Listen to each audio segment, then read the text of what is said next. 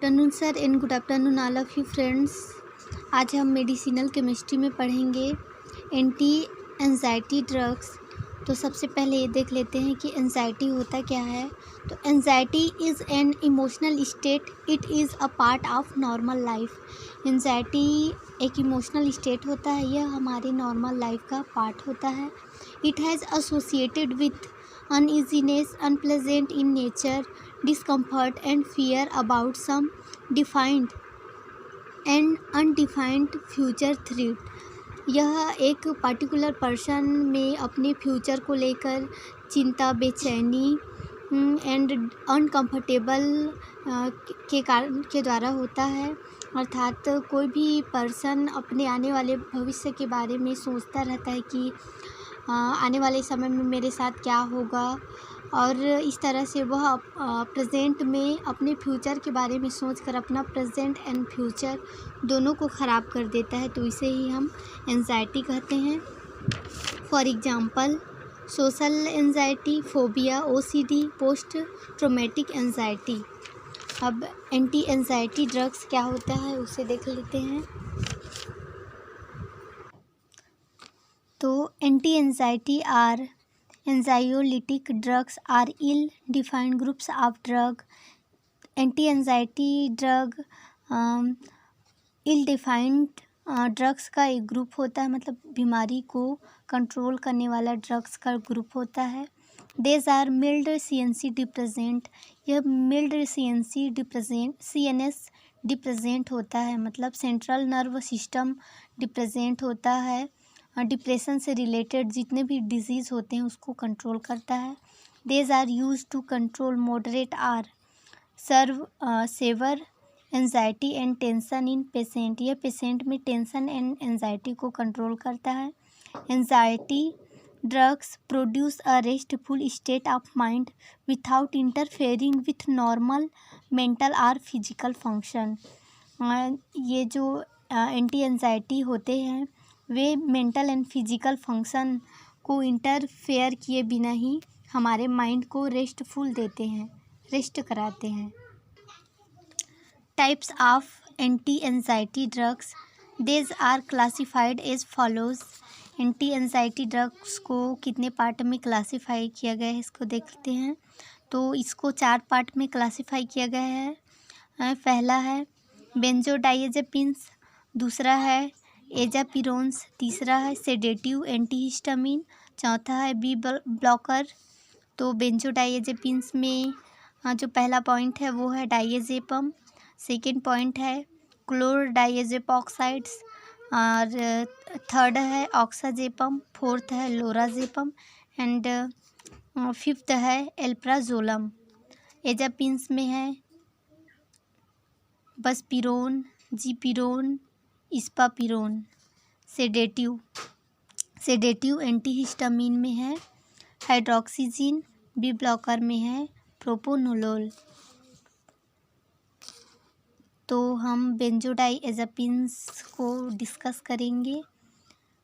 Benzodiazepine have a slow and prolonged action and give relief from anxiety at low doses.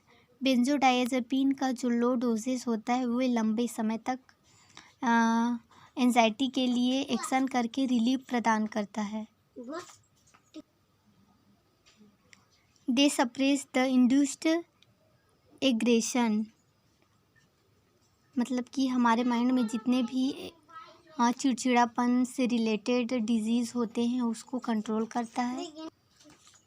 They are much better in quality and quantity than barbiturates. ये जो benzodiazepines है वे barbiturates की तुलना में quality and quantity में best होते हैं, बेटर होते हैं। Benzodiazepines have proven clinically more improved in anxiety and stress related symptoms.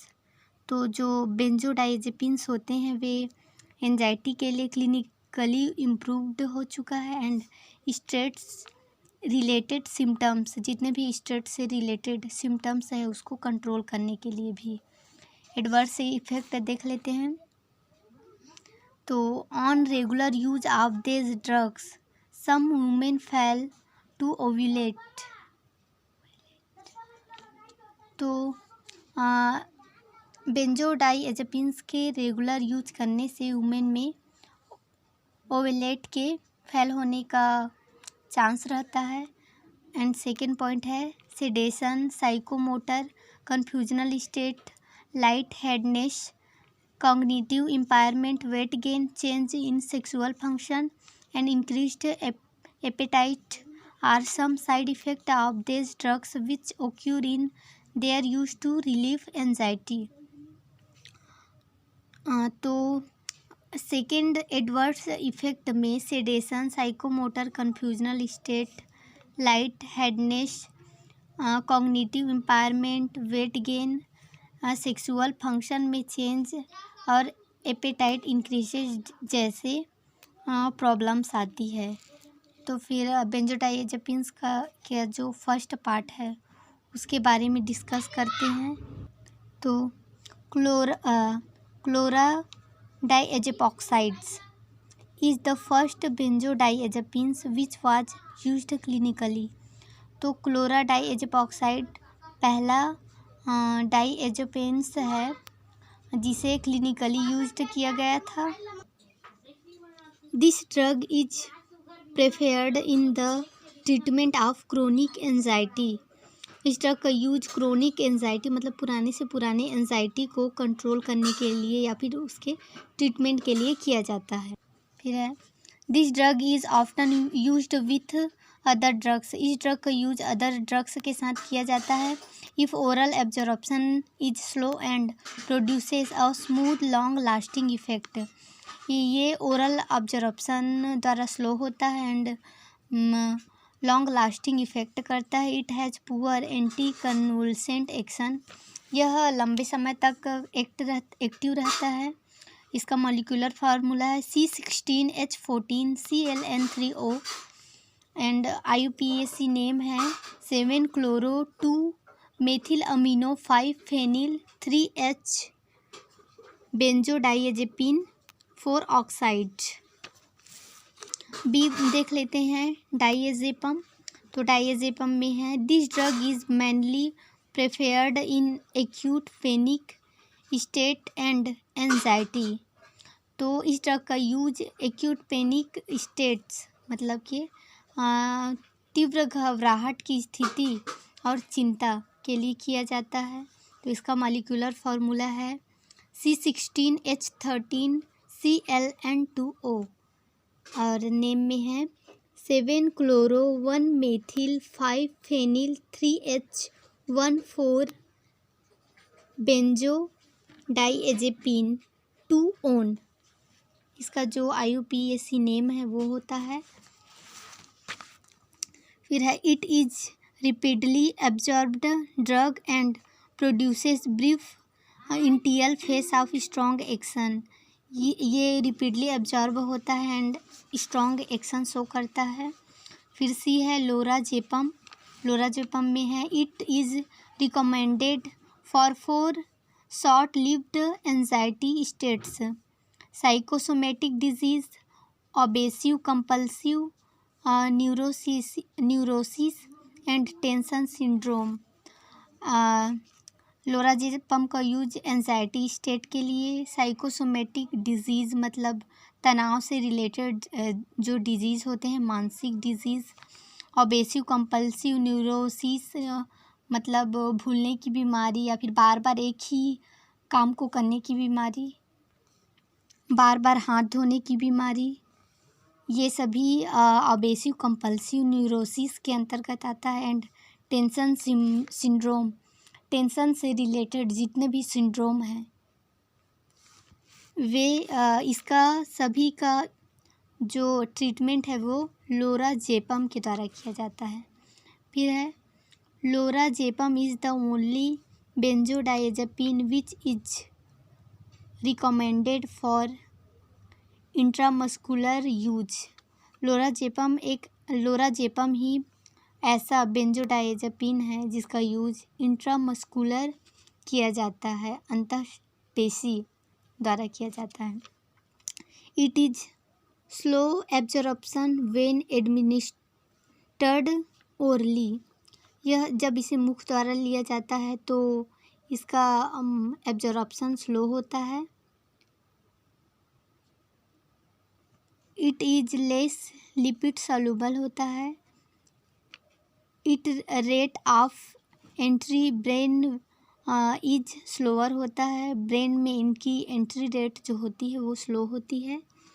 अब देख लेते हैं स्ट्रक्चर में है molecular formula C15H10 Cl2N2O2 and IUPAC name 7-chloro-5 2-chlorophenyl 3-hydroxy 1,3-dihydro 1,4-benzodiazepine 2-on।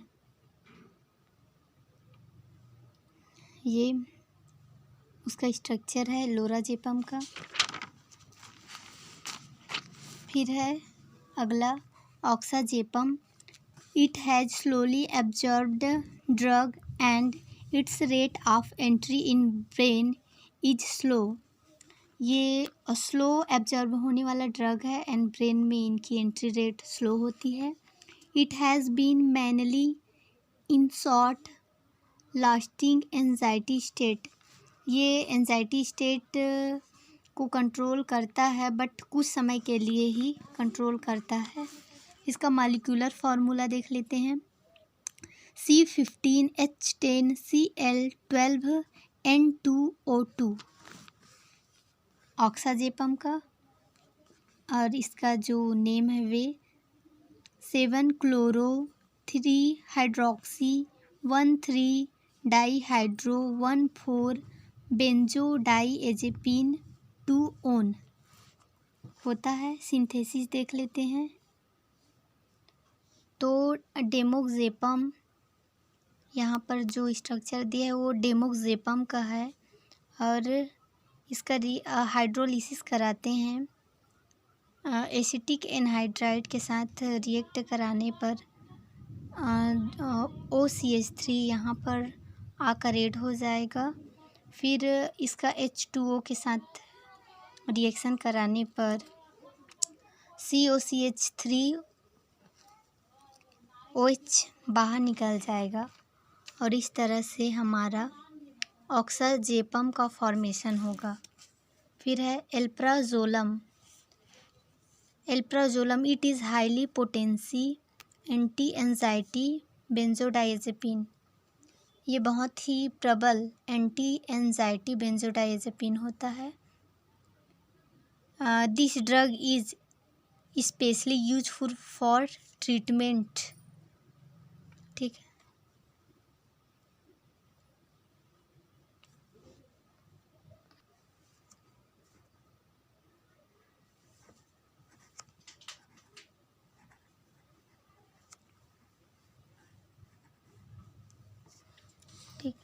इस ड्रग का यूज स्पेशली मिल्ड डिप्रेशन के treatment के लिए किया जाता है। एल्प्राजोलम काज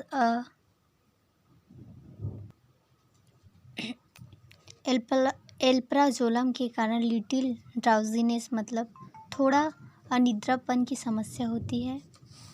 मॉलिक्यूलर फार्मूला C17H13 Cln4 होता है and name 8-chloro-1-methyl-6-phenyl 4H5 triazolo 4,3-alpha 1,4-benzodiazepine। Synthesis देख लेते हैं। सिंथेसिस में है नोडाजेपम। ये नोडाजेपम का स्ट्रक्चर है फास्फोरस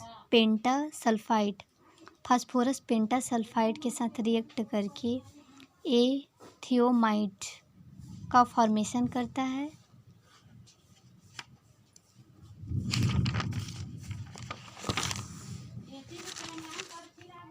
फिर थियोमाइड जो है हाइड्रोजन के साथ रिएक्शन करके एमिडीन का फॉर्मेशन करेगा।